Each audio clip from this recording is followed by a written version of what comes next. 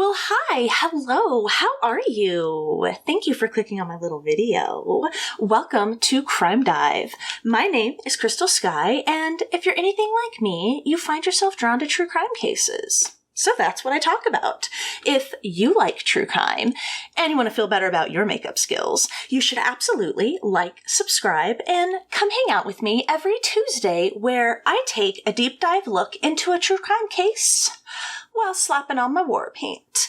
Happy Easter to those who celebrate, hence my little bunny ears here. I never really cared so much like on the religious aspect of Easter, but I always had a lot of fun as a kid on with the chocolate bunnies and Easter egg hunts and dyeing eggs, So yeah, happy Easter to those who celebrate. And yeah, let me know, when you were a kid, did you, celebrate Easter?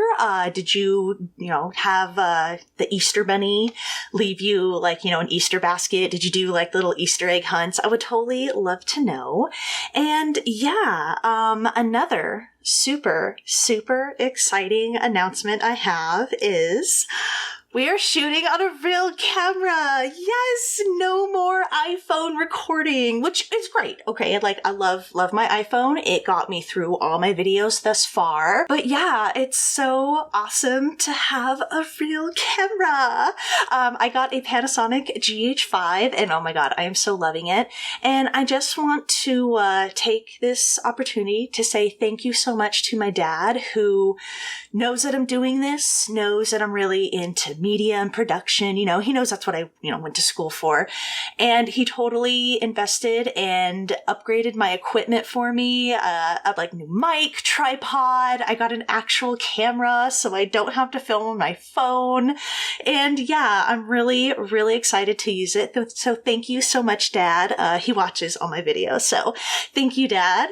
And yeah, so I'm super, super excited. Well, okay. Well, with that said, we kind of gotta change gears here because we're gonna talk about today's case, all right? And today's case, I've said this before, right?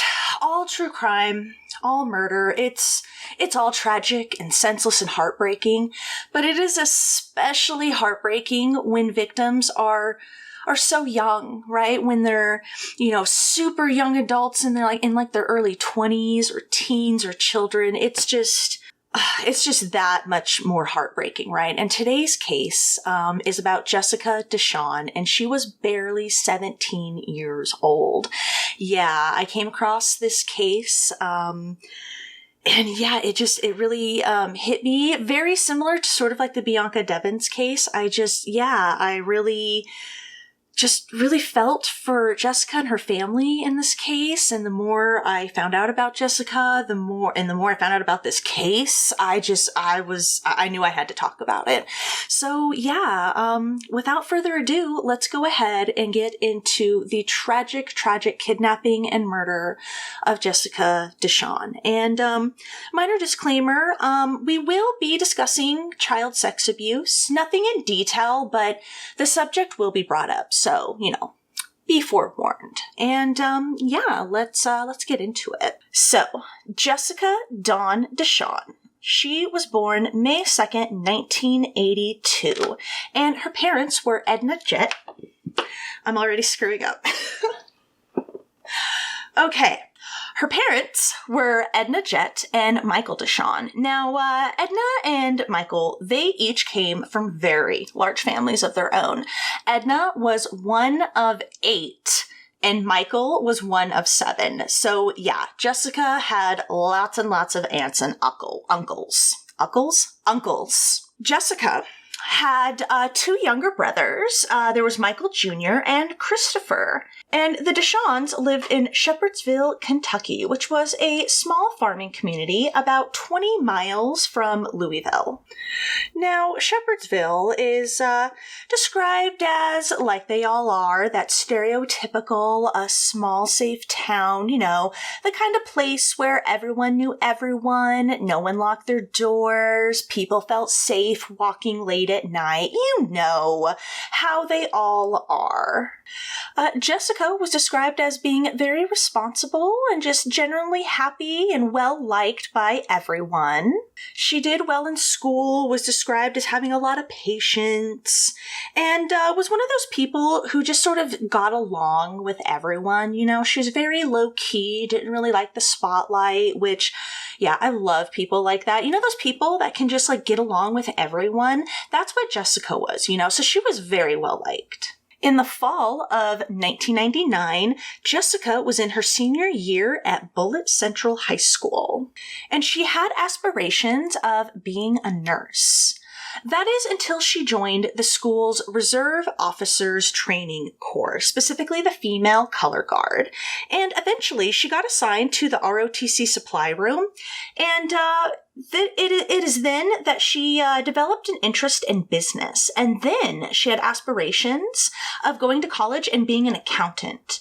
Her brother Michael contends that Jessica also had an interest in going to culinary school because she loved to cook, even though, quote, sometimes it was stuff you couldn't really eat.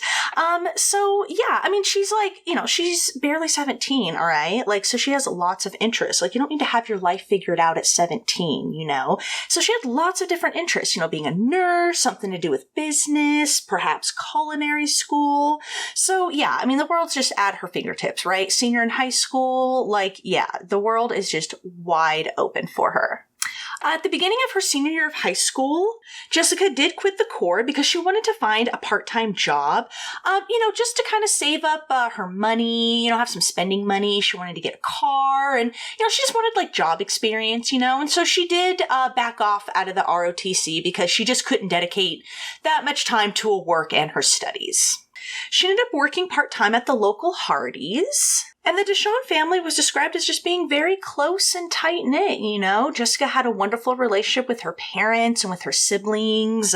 She would take her brothers to the mall with her. Like, she was a really good older sister, much better than me. I was one of those older siblings that was like, ugh, I don't want to hang out, you know? Like, leave me alone, you know? So Jessica was not that, though. She had a very close relationship with her little brothers and her whole family. Now, the morning of Friday, September 10th, 1999, started off like any normal morning, as they all do, right? So yeah, just a typical weekday morning in the Dishon household. Edna, who's 39 at this point, she's always the first to leave the house at around 6 a.m. She was a daycare worker, and so she was always the first to leave the house pretty early in the morning. 40-year-old Michael was a drywall finisher, and he left the house at about 6:30. And 13-year-old Michael Jr. and 12-year-old Christopher, they left the house at around 6:45 or so to catch the school bus to their school, Burnham Middle School. Burnham? I don't know if I'm saying that right. But yeah, they had to catch the bus to their school.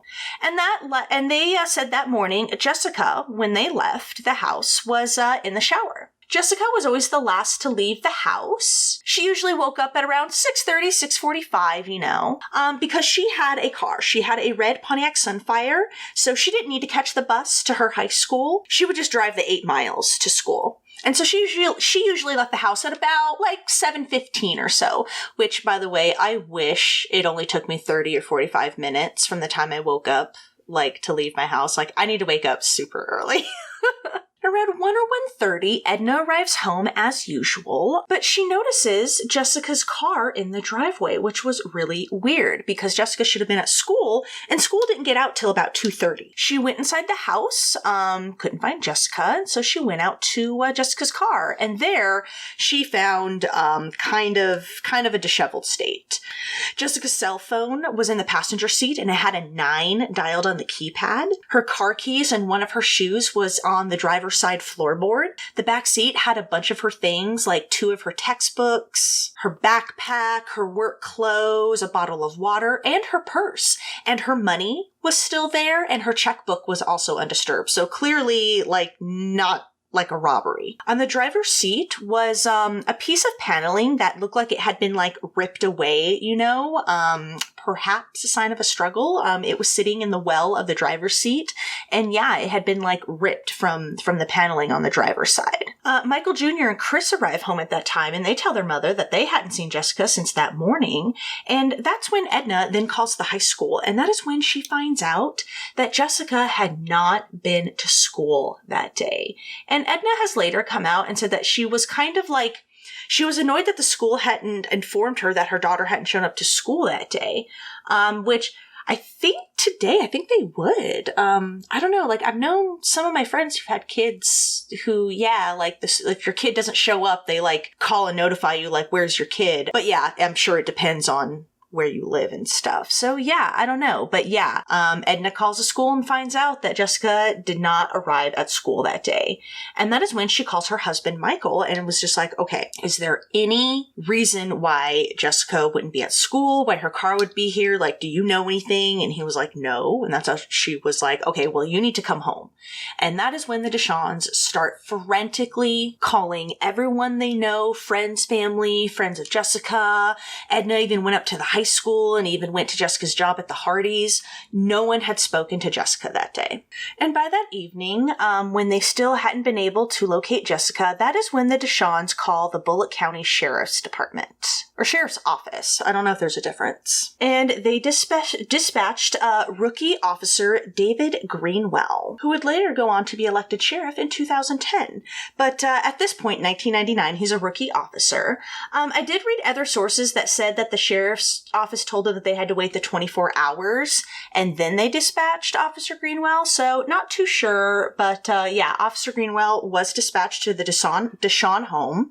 And after taking stock of the car and, you know, all of that, Officer Greenwell, like a few times, tries to call the lead detective, Charles Mann, to come to the scene and say, hey, we've got a missing girl. Detective Mann, though, he can't be bothered to come. He brushes Jessica's disappearance off as just another runaway and that she would probably be home later that evening, which, of course, her parents immediately disputed. They were like, we're very close. She wouldn't do this. She never has. I mean, her wallet was still there, like her purse. Like, what 17-year-old girl is going to go with her purse? And if she has a car, why wouldn't she take it, So Officer Greenwell, though, he did take some photographs and did collect some information and did pass this little evidence that he was able to collect to another detective, Jim Adams. And that evidence that Officer Greenwell collected has since been lost and never been found. Yeah, so not off to a great start. And yeah, Officer Greenwell says that he called Detective Mann trying to convince him, but yeah, he was just determined that Jessica was just another runaway. And Detective Mann, he died in 2005, so yeah, we don't know why he didn't feel like doing his job that day. But yeah, not off to a great start. And that weekend, Jessica's car remained in the driveway and became a sort of like spectacle for neighbors and friends and even a local television crew, news crew, who did a story on Jessica's disappearance. And as such, people entered the car, touched stuff, moved evidence. So yeah, any forensic evidence was contaminated, and I mean, forget dusting for fingerprints. Again, not a great start to the case. On Monday, September 13th, when Jessica still couldn't have been found and no one had heard from her, the sheriff's office finally started investigating Jessica's disappearance as a missing persons, possibly a kidnapping. They theorized that Jessica had been abducted by someone she knew. Yeah, someone she knew. It was highly unlikely that some kidnapper just happened to be driving by around 7 a.m. on a weekday through a neighborhood and just happened to catch Jessica at the one moment or few moments where she's alone at home, getting ready to leave. You know what I mean? Like, that's just too much of a coincidence. It's clearly someone who knew her routine and knew she would be alone. It was obvious from the disheveled state of the car, from her personal belongings being in there to the ripped paneling. All signs pointed that she had every every intention of going to school that day, and that, yeah, something had interrupted her as she was doing that. The Dishons put up missing posters and flyers and even collected an $8,600 reward that had been collected by friends, family, and other citizens of Bullitt County. The FBI even got involved and offered a $10,000 reward of their own. And of course, they interviewed friends, family, fellow students, anyone connected to Jessica in any way, and they were trying to come up with some sort of like theory or explanation as to like why Jessica would be targeted, why she would be like kidnapped, you know, love triangle, drugs, some other type of drama. But yeah, it all came up empty because Jessica, she was just a chill chick, you know, who minded her own business and was just a very sweet person who no one seemed to have a problem with, you know? So there was no motive. They couldn't explain why someone would target her. And despite the FBI's involvement, there were no leads in Jessica's case. 17 long days after Jessica's disappearance, on September 27th, Bullitt County School bus driver named Karen Hobbs, she called 911 to report that she had found what was a body in a ravine. She had first seen the body when she was driving her school bus along her regular route, which was along Greenwell Ford Road. And later, she called her friend, Amanda Kim, to see if she would accompany her to the ravine so she could check out what she had seen, because she wasn't quite too sure, you know? And so, yeah, Amanda was like, yeah, totally. And so the two women went down to the ravine, and as they got closer, of course, realized that it was a human body. They went to another friend's house that was nearby and called the police, who, of course, immediately swarmed the area. And the body of a young woman was found in a heavily wooded area along the Salt River called the Salt River Bottoms. Apparently, this is like a dumping location. It's about 7 miles from the Dishon home, and it's like a dumping location where a lot of people like just dump like, you know, big items and stuff, furniture and stuff, you know, like, you know, that kind of area where there's just like a bunch of random junk that people have just discarded. I don't know why people have to do that, but yeah, like her body was found in an area like that. The body was partially decomposed and had been disturbed by animals. And through her class ring and butterfly tattoo on her hip, along with dental records and Edna herself, the body was identified as that of Jessica, who was barely 17. She was found sitting up against a tree, and her pants were pulled halfway down, and there was a rope found tied along her left leg. The rope had gray, silver, and red paint on it, and had been tied, around the left pant leg of her jeans. Investigators theorized it was possibly used to, like, drag her body, like, to tie it and then, like, drag her body, you know, because, you know, bodies are heavy. Now, the police also theorized that the killer had placed Jessica's body there and placed it recently. The area of where Jessica was found and like where exactly her body was like a pretty noticeable. I mean, Karen noticed it when she was driving her bus, right? And so police were like, there's no way within 17 days someone wouldn't have reported this. So they theorized that the killer had moved the body recently. And they also theorized that the killer had moved the body closer to where it was found, about 15 to 20 feet. And then around like 15, 20 feet away from the body, they found like other evidence, like other like hair and bodily fluid. And they also theorized that her body was possibly moved somewhere like upwards of 18 hours before she had been discovered. So she was moved very recently. They also found synthetic carpet fibers, a fingernail, and a small piece of synthetic foam stained with gray and silver paint. Additionally, 6 pubic hairs not belonging to Jessica were found on and near her body. The cause of death was determined to be strangulation, though she had been severely beaten.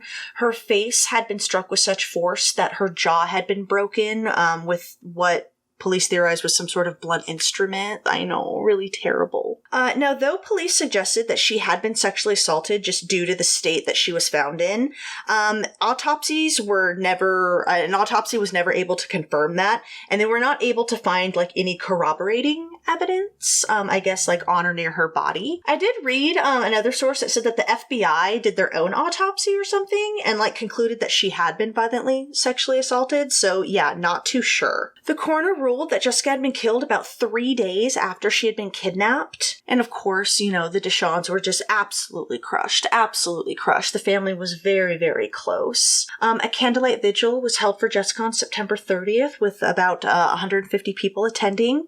And her funeral was ultimately held on October 2nd, where about 400 people attended to pay their last respects. So, yeah, even though the investigation didn't start out that well, of course, police are now on it because this is now a homicide investigation. As in many investigations, there were some suspects and potential persons of interests that did emerge. The first couple of suspects to emerge that kept creeping onto police's radar were two men. I think they were fellow students. They may have been older. I was a little unclear about that, but they were two young men named James Coulter and Jason Dunford. These two were local drug dealers, and they crept onto police's radar because they were allegedly the last two people to be seen talking to Jessica the night before she disappeared, driving around in their black Camaro. They were seen talking to her, allegedly. And supposedly, Michael and Christopher told police that the morning Jessica disappeared, when they left, there was a black Camaro parked on their street. So that's how James and Jason first crept onto police's radar. There were lots of rumors, you know, as there usually is in high school, but now, you know, you have a fellow student who's been brutally murdered. So, of course, there's lots of rumors, and of course, police have to try to track down every lead they can. So, yeah, that means, you know, listening to these rumors. And so, rumor had it that Jessica had bought some drugs from James and Jason, and she owed them money, and that's why they killed her. Okay, so that was the rumor going around. A friend of Jessica's named Belinda Kyle, she swore up and down to police that she saw Jessica 18 hours after she had disappeared, and she was in a black Camaro with two young men. Now, another, I guess we'll say, acquaintance of Jessica's. I believe he was another fellow student named Jason Kragus. So we have Jason Dunford and Jason Kragus. He allegedly told police that Jessica had been at a party the night before she disappeared, September 9th. And at the party, she had bought, quote, 5 hits of LSD from James and Jason. And later on, in the early wee morning hours and of the next day, when the party was winding down, she went over to their house where she got even more drugs. Jason Kragus, he claimed that the day Jessica disappeared, he saw James and Jason Dunford, and they had bruises and scratches all over them, and they said that they had gotten into a fight, and they were also supposedly carrying a Louisville Slugger baseball bat with them. This is what Jason Kragus is telling the police. Jason Kragus also claimed that after Jessica's body was discovered, he went to confront James and Jason Dunford, and when he did, they were pretty hammered. They had been drinking, and they were pretty incoherent, and at one point they stepped outside and was I guess supposedly, crying and moaning oh God, I'm so sorry, I didn't mean to, and they got really sick. Yeah. This was all stuff that Jason Kragus had told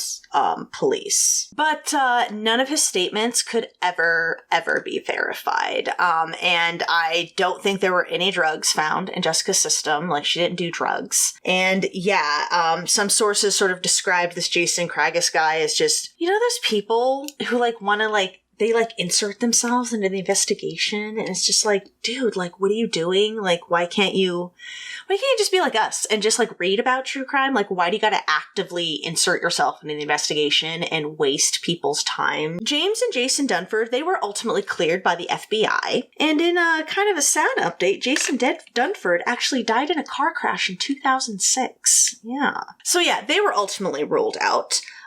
Worse still is that the evidence that had been collected when Jessica's body had been found was mainly useless. Yeah. The pubic hairs that were found, though the root was still intact, they were just too deteriorated to gather any DNA from them. And then out of the 63 pieces of evidence that they had collected at the site where Jessica's body was found, only 1 bit of DNA could be collected. 1 bit. And it was tested, and all they knew was that it came from an unknown male. Now, James and Jason were not the only suspects / persons of interest that popped up on police's radar. Some next-door neighbors of the Dishon, the Brooks, some of them came onto police's radar as persons of interest and suspects in Jessica's disappearance. So the Brooks had an 80-acre farm, and like I said, they lived next door to the Dishons. And the Brooks were James Pop Brooks, his wife, Ida Mae Brooks, and their 4 sons. There was Herbert Brooks, who was 55, Johnny Brooks, who I couldn't find an age for, strangely, David Bucky Brooks, who was 42, and Joseph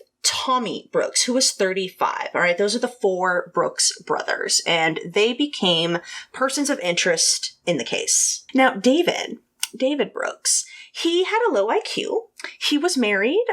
His wife Irene and him were married, and they had 3 kids. They would ultimately go on to have 5, but at this point in time, they had 3. And they had married young. Irene was 16 when they married. Not sure how old David was. Now, David and Joseph, they had already been on Bullitt County Sheriff's radar. They had already been arrested for allegedly stalking and harassing members of the Dishon family. Yeah, not good. They allegedly stalked and harassed the Dishon family on October 23rd, and a cousin of Jessica's father named Alan Mattingly accused the 2 Brooks brothers of making threatening, harassing phone calls to his home, parking in his driveway and on his street, and even following his son while he was driving alone. So David and Joseph were arrested on these charges.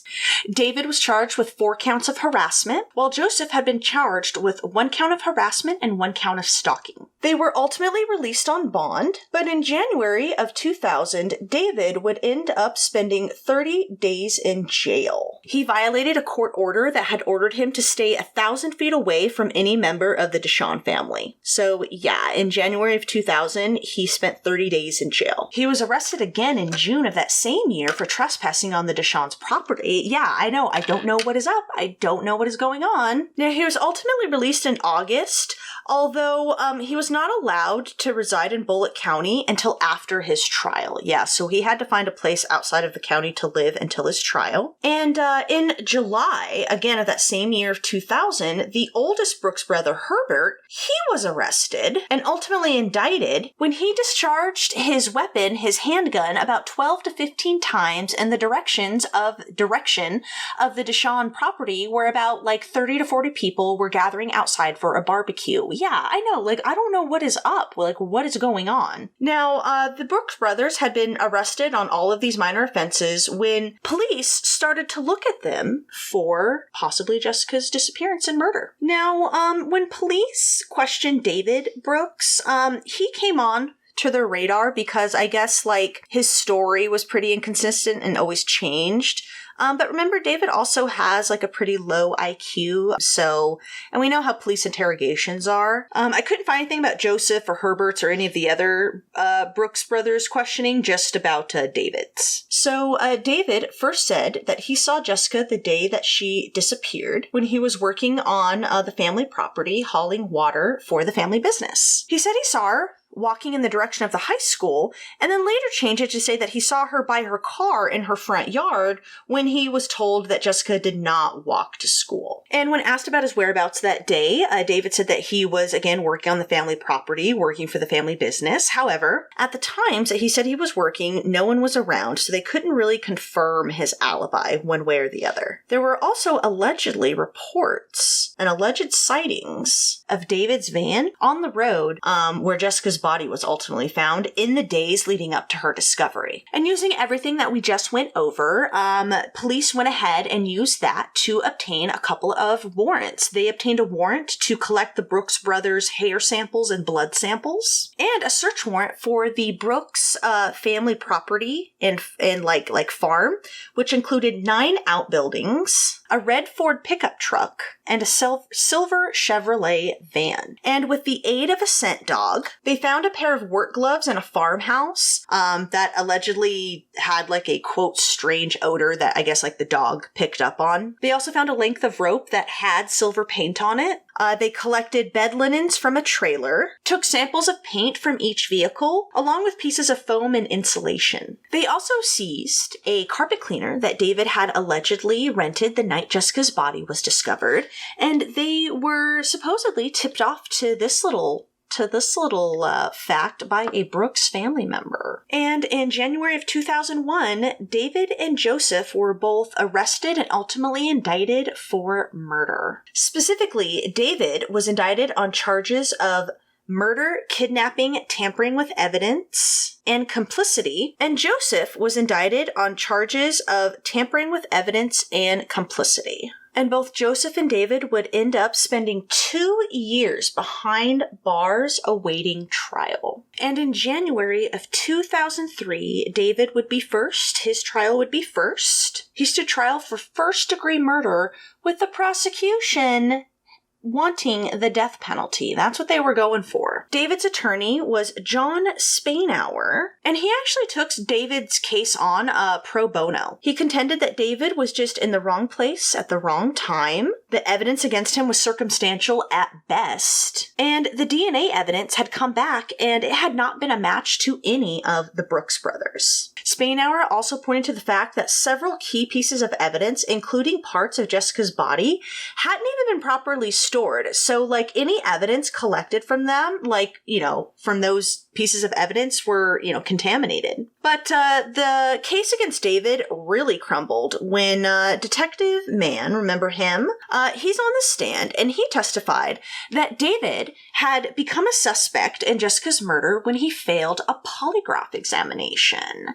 And as we all know, polygraphs are not admissible in court. So, of course, as soon as he said that, the judge immediately stopped everything and declared a mistrial. Which, I gotta say, it makes me wonder if Detective Mann did that on purpose. Because I know him and a couple of the detectives, they didn't think David did it. You know, they didn't, it just didn't make sense to them. So, like, I almost wonder if he did it on purpose. Because doesn't that seem like a rookie mistake for a detective to do? David had actually taken 6 polygraphs.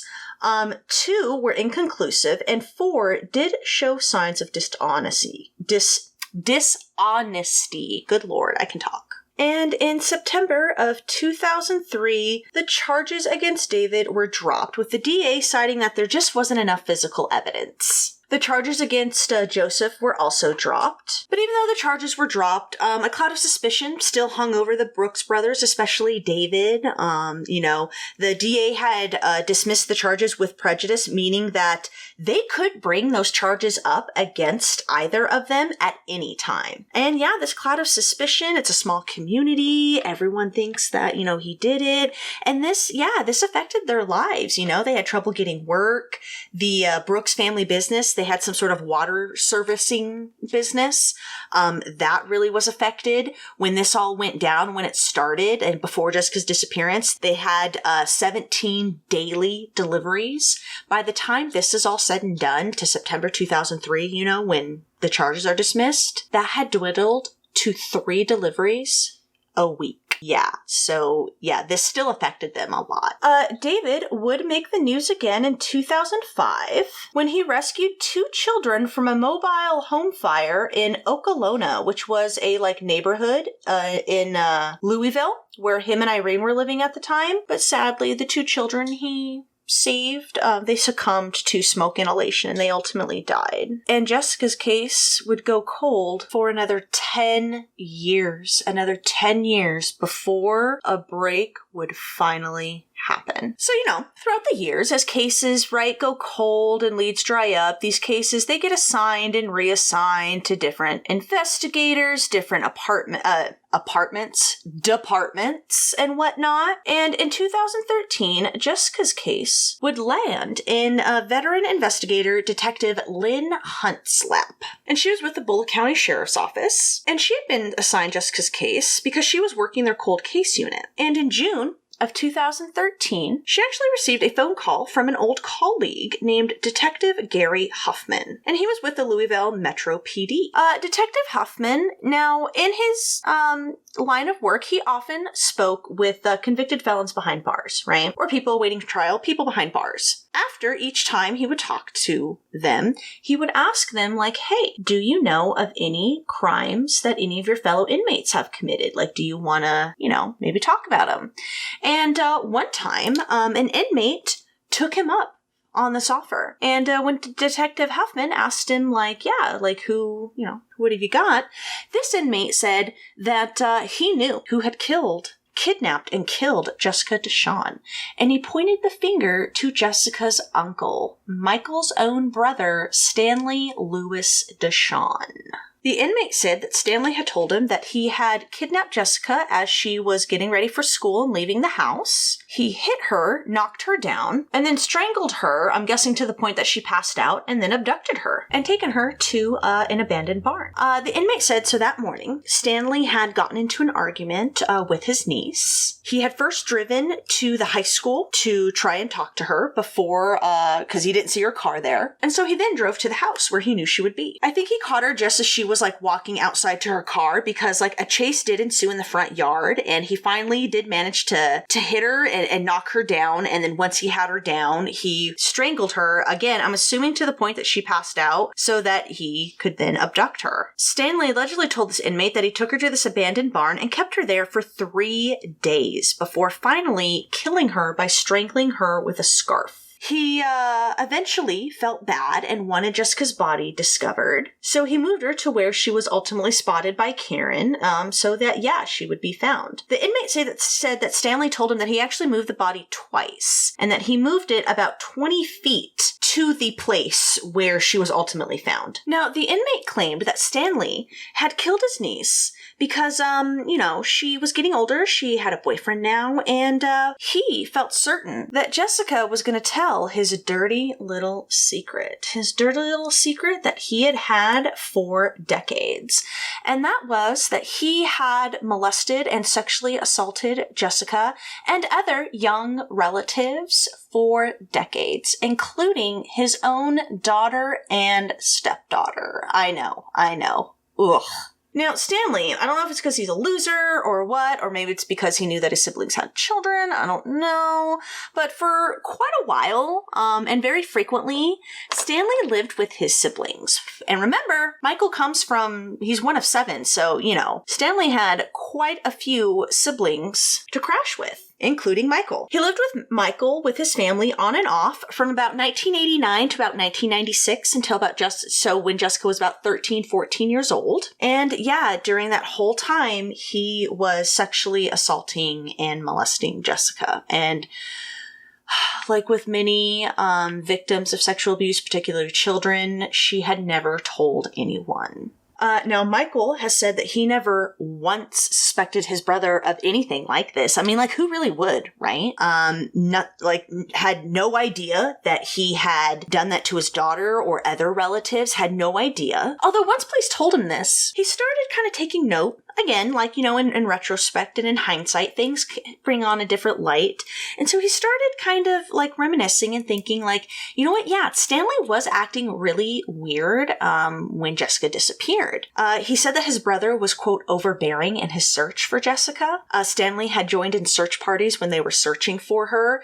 And when it got to a point where it was it was to that point where it was obvious that it was just a matter of time before something was going to be found, you know what I mean? That something was going to be found, that Stanley started acting just very skittish, very weird and nervous. He would become ill. He would have to leave the house. He would be so ill. And in fact, when the Dishons were told that Jessica's body had been found, Stanley, actually threw up. He actually vomited. And even Edna and Michael thought that was, weird at the time. They were that's kind of weird. They also said Stanley said, really strange things, such as he had a, quote, premonition that Jessica was, quote, buried in the river bottoms. And in fact, it was because of this premonition that the family actually searched in that area, except for they were searching about 2 miles away from where Jessica would ultimately be found. And as they were searching and were getting closer and closer to the area where she would ultimately be found,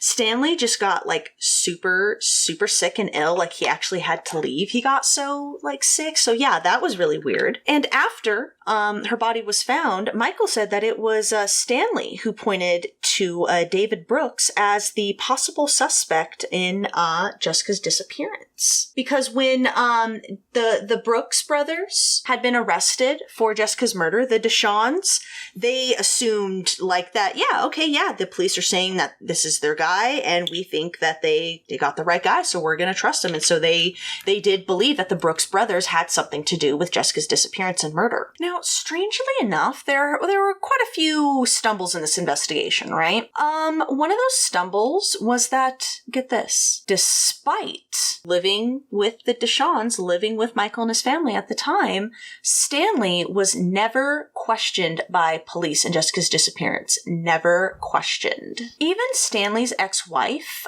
Carol Ann Waters, she thought it was strange that Stanley had never been questioned or interviewed by police just because she knew that he had stayed with them. You know what I mean? And it was just like, aren't you supposed to interview like all of the friends and family? He had stayed with them for a while. You know what I mean? So you'd think that at some point he would have been interviewed by police, but no.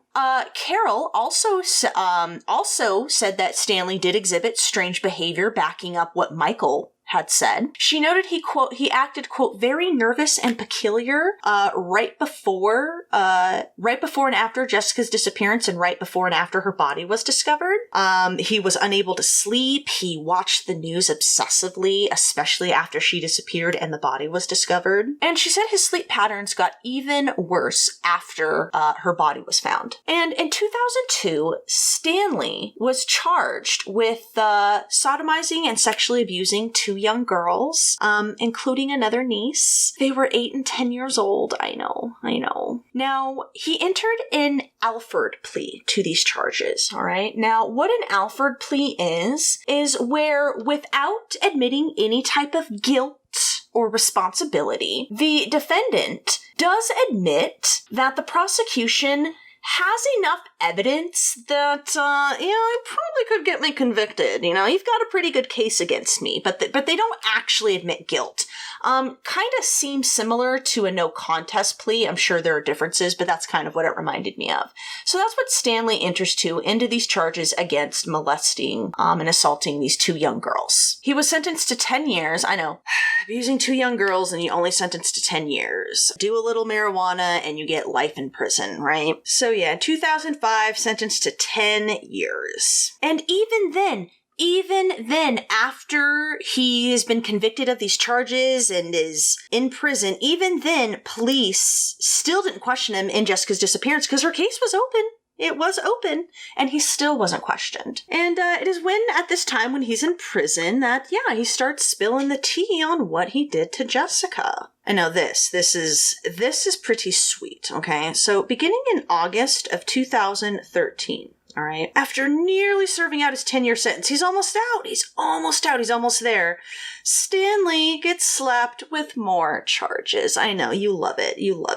He was charged with even more sexual abuse charges, this time against a 7-year-old female relative all the way back in 1982. So yeah, it's really no wonder that they believe this inmate because of what Stanley had already been in jail for, right? So they believe this inmate as credible. Additionally, this inmate had also revealed, I guess, some information that hadn't been released to the public. There was details that he knew that backed up his credibility. And apparently some details that he had revealed matched the coroner's report. There were certain details that, again, they hadn't released to the public. And if that wasn't enough, another inmate came forward with a almost exact same telling. And in October of 2013, so he's already got more sexual abuse charges. In October of 2013, he is then charged with Jessica's murder. But that's not all. That's not all. Not only, all right, does he have the sexual abuse charge from 1982 to deal with, not only does he have Jessica's murder to contend with. Starting in August with that first sexual abuse charge, Stanley would be charged with a whole slew of sexual assault charges. I know. Don't you love it? Don't you love it? So, yeah, beginning in August of 2013 and over the next 5 months, Stanley was charged with multiple cases of, quote, deviant sexual intercourse, engaging in, quote, deviant sexual intercourse with multiple children and relatives. And I'm going to look down a little bit because, like, I have a list of, like, all the charges and the times, and there's kind of a lot, sadly. 1, a 9 to 10-year-old boy in 1996 and 1997. Another female relative between 1973 and 1976. And again, from 1982 to 1987, she was 6 to 9 years old and 15 to 20 years old. I know. Another female victim from February of 1999 to June of 2002. She was 7 to 10 years old. And another female victim from 2000 to 2002. She was 6 to 8. I know. There are no words to describe how much I hate Stanley. Do you love when your eyeliner just like the whole thing breaks off like in the cap and you're just like, dude, I've hardly even used you. So anyway, yeah, so Stanley's facing all of these charges, right? Including Jessica's kidnapping and murder. So awesome. And to bolster their murder case against Stanley, Detective Hunt, along with one of Jessica's brothers, I believe Michael, they actually searched the general area where Jessica had been found, and they eventually located the abandoned barn where Stanley had taken Jessica. The barn was way out in the middle of the woods, like in the middle of the nowhere, like I think like within a mile or two from where Jessica had been found. Inside, they found a pillowcase and a fitted bedsheet buried under some dirt that looked eerily similar to the missing bedsheet of Jessica's bed. So that's awesome. They have all this evidence. They gathered some more physical evidence against Stanley. The inmates who had come forward about Stanley, they agreed to testify, even though they didn't get anything in exchange. And prosecutors also found Stanley's nieces and other victims who were also willing to testify against him. Yeah, they've got a pretty good case against this disgusting pedo freak. Another witness, a neighbor named Margie Carger, or is it Carger? Not sure if it's Carger or Carger, but she also agreed to testify that she actually witnessed inappropriate behavior from Stanley to Jessica, such as like seeing him swat her buttocks as she walked by. And she said Jessica always went off on him when he did this. And when police interviewed Stanley, he denied everything. Of course, he denied it. But police noticed that he appeared very nervous. He was sweating a lot. He was shaking profusely because, as we know, Stanley doesn't know how to, handle pressure, as we heard from his ex-wife and Michael, right? How he acted in the days after Jessica's disappearance. So, yeah, he's exhibiting the same characteristics to police as he's denying that he had anything to do with Jessica's murder. They caught him in multiple lies. He told them that he had taken 3 weeks off to help search for Jessica, which that wasn't true. He lied about how he learned about Jessica's body being discovered. He lied about the sexual abuse charges that were lined up against him, and just constantly contradicted himself on a lot of things, including on the last time he saw Jessica. And according to Detective Hunt, Stanley was denying things before she could even get all of her words out. Before she could even finish speaking, he was already denying it, denying whatever she was going to say. And I guess a couple of times he referred to Jessica in a vulgar term, then realized how bad that looked and then tried to walk that back. Although he denied Jessica, 56-year-old Stanley would still plead out nonetheless before a trial could begin. He pled out in January of 2015, entering another one of those Alford pleas. I know. He entered an Alford plea for first-degree manslaughter and sexual abuse charges that included incest, sodomy, and the R word that YouTube doesn't like for some reason. His original charges was for first-degree premeditated murder, so he got a pretty sweet deal. And of course, that was all, like, not just with Jessica's case, but those sexual assault cases that he was facing as too. Like, that was all lumped into this Alford plea. Those cases had been scheduled to be peppered throughout 2015. But yeah, took out the plea deal before any trials for any of the charges could begin. And also, as part of this sweet deal, he also forfeited any right to appeal. And in March of 2015, Stanley was sentenced to only 20 years behind bars. 20 years, with parole eligibility in 16. Yeah. He will also have a mandatory 5 years of probation and will have to register as a sex offender. And he's currently serving his sentence at Kentucky State Penitentiary in Eddyville, Kentucky. And yeah, I'm sorry. I think he got a sweet deal. 20 years? Like, the dude's a serial pedophile and you're going to give him 20 years. And he murdered his niece in cold blood. 20 years? I'm sorry. I don't think that's enough. I think that's terrible. But we're not quite done yet. In 2019, Stanley spoke to the public. Yes, the pedophile is speaking to the public. What could he have to say? Take responsibility? Apologize for being a trash human? No. He was denying everything. Denied killing Jessica, still denies it to this day.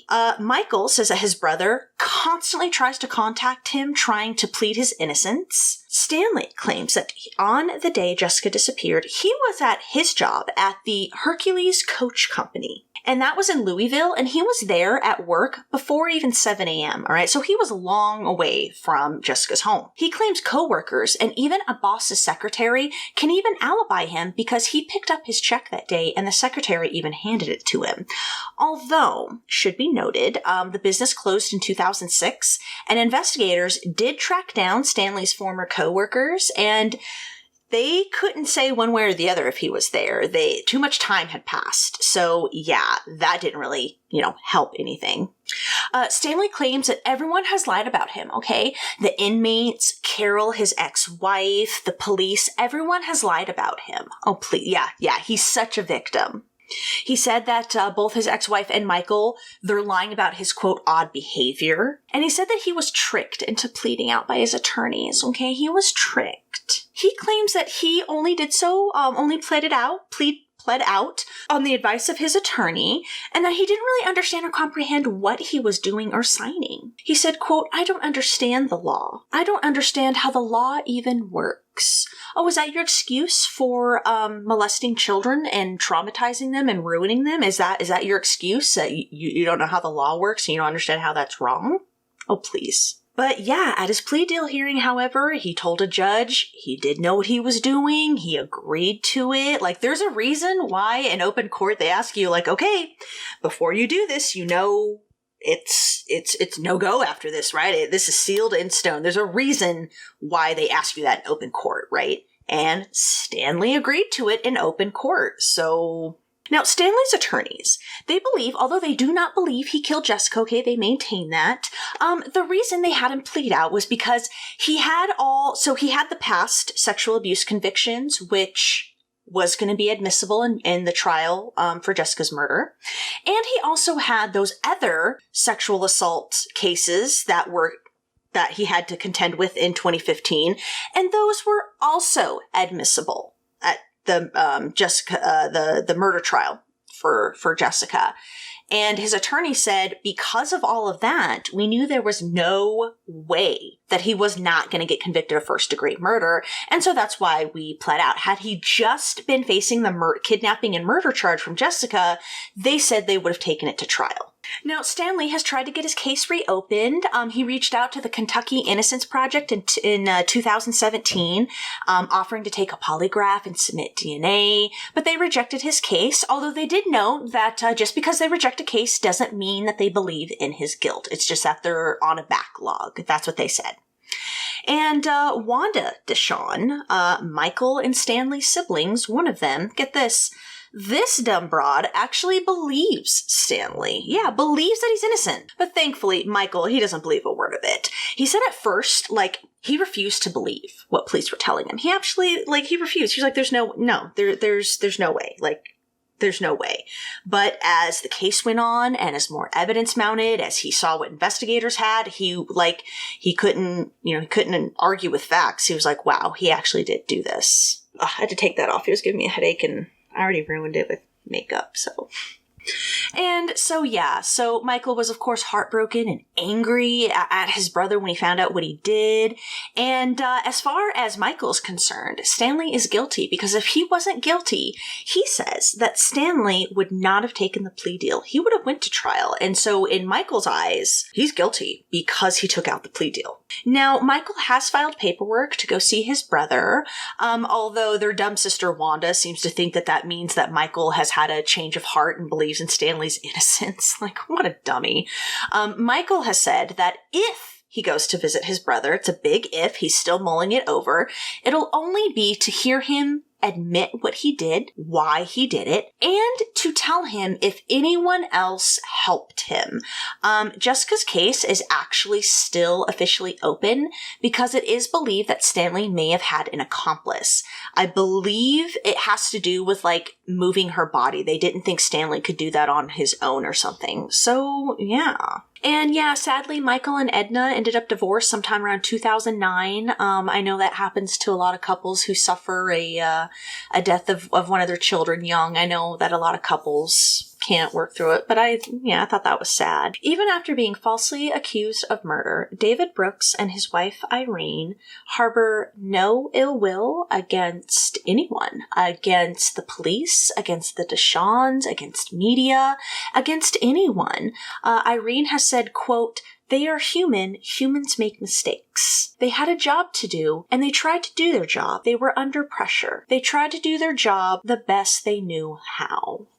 Which is just, wow, really big of them. They've refused to sue the police department. They were just happy that Stanley was convicted and that, like, it can now be official that David had nothing to do with Jessica's murder. And sadly, in June of 2021, David Bucky Brooks passed away from heart troubles in his sleep. He was only 62 years old, but at least he got to die an innocent man, like proving that he was innocent, you know?